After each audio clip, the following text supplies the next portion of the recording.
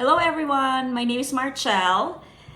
I am originally from the Philippines and I have been living here in the States for the past 21 years. This is my very first time on YouTube. May mga nagsuggest na mag-start daw ng YouTube channel to help build the community and to find like-minded people. I was thinking that by doing this, I could share a little bit about my experience, mga reflection ko, and share a little bit about life in the US and yung mga nangyari like right now sa current events or yung mga nangyari in the past on how I was able to live my life here in the States at saka yung mga ginawa ko as I took care of my kids and as they were growing up. Ang goal ko is mag-share siguro mga 7 minutes or so a little bit about myself or yung mga content na yung mga natutunan ko or self-discovery. One of the things na nangyari, I guess when you become an empty nester, katulad ko na yung mga anak ko malalaki na, parang yung identity mo as a parent, parang, pag may anak ka, nandun lahat nakatutok yung parang gusto mong mangyari sa buhay mo is based on that. Pero pag nawala na sila sa house mo, para ka rin naging lost, para ka rin feeling na you have to find yourself again. And I have been doing a lot of self-discovery the past few years, trying to find myself. And, yung hindsight is 2020. Kumbaga, may mga regrets na parang, sana ginawa ko yun nung nandito pa yung mga anak ko with me. Kasi ngayon wala na sila. But anyway, ang natutunan ko lang is, you just have to, that was part of your past. And it's good na nare-reflect mo yon. Pero you can learn from that, but you can't really be too attached with that. Having a forward thinking, yun ang dapat na gawin. Just parang go forward and from here on out, how can you become a better person, a better human being, a better friend, a better spouse, a better mom, a better person. And I'm going to share yung mga reflections ko. The title of this this channel is Marchelle Guides. So, kumbaga, hopefully yung mga na-experience ko will serve as a guide sa inyo or sa iyo while you're listening here and hopefully gives you encouragement. So, I'm going to share a little bit about myself. I came here to the States 21 years ago with 4 kids. Ang age nila noon between 6 years old hanggang 12. And then in the first 12 years or so, the kids were with us and then dahan-dahan they left. Nakakalungkot pag you are in your midlife. So I'm in my early 50s and iba-iba, malalayo. Hindi katulad sa Pilipinas na karamihan ng family nagsistick together.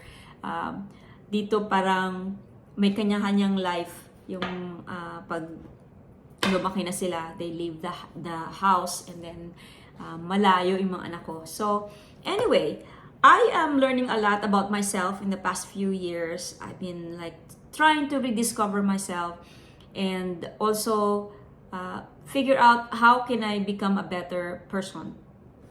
So I'm going to share yung mga learnings ko, yung mga books na binabasa ko, tapos kung ano yung mga lessons na natutunan ko doon, and I wanna share it with you. And also I probably will also share yung mga nangyayari dito sa States. Katulad ngayon, at this time, while you are watching this video, nasa parang less than 90 days na lang for the election of a new president of the United States. So, one of the things that I discovered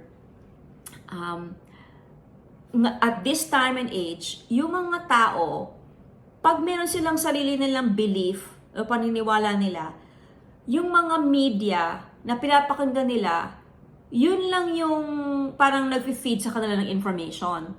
So, ang malungkot is, may maganda na may technology tayo and it's very fast to transfer information. Pero ang dami ng mga misinformation. May mga tao, so ngayon si Kamala Harris at saka si Tim Walz yung tumatakbo sa Democratic Party. Tapos sa kabila, si Donald Trump at saka si J.D. Vance.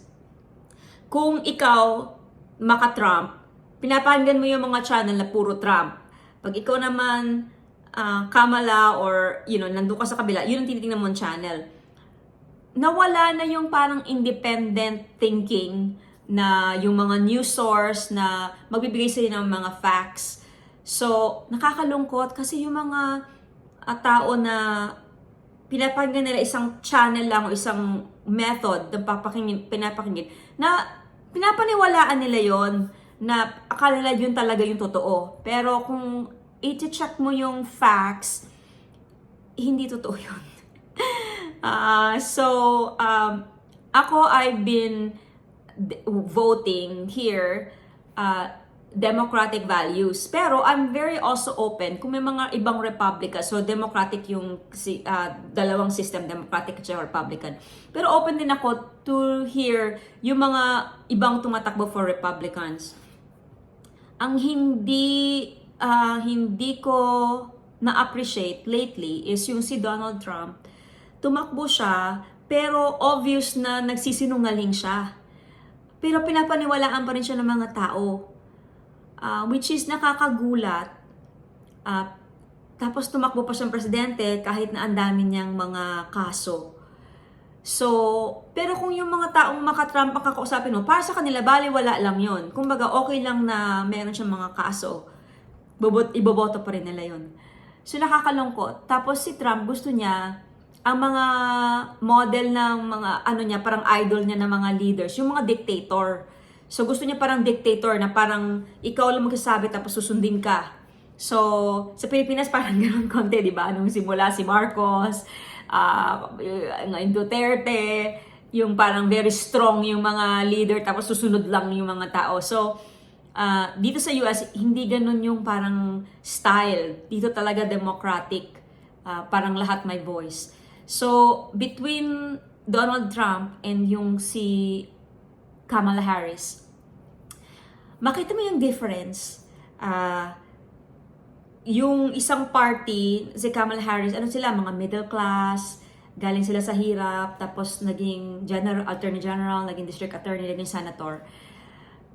Tapos yung kanyang running mate si Tim Walz, siya teacher, galing sa farm, tapos lumaking, naging trabaho sa teacher, nag-serve sa military, tapos tumakbo sa Congress. So, galing siya sa middle class. Tapos si Trump, tsaka yung kanyang running mate, si Trump mayaman. Hindi naman talaga siya, hindi siya galing sa middle class. Pero yung mga sinasabi niya, parang nag-a-appeal dun sa middle class. So anyway, enough of that. Wala namang relationship sa inyo yun. But I'm just saying na nakakalungkot na yung mga tao, they listen to the kind of media na yung nagsasabi ng one thing pero hindi naman talaga totoo yun. So, yun ang nakakalungkot.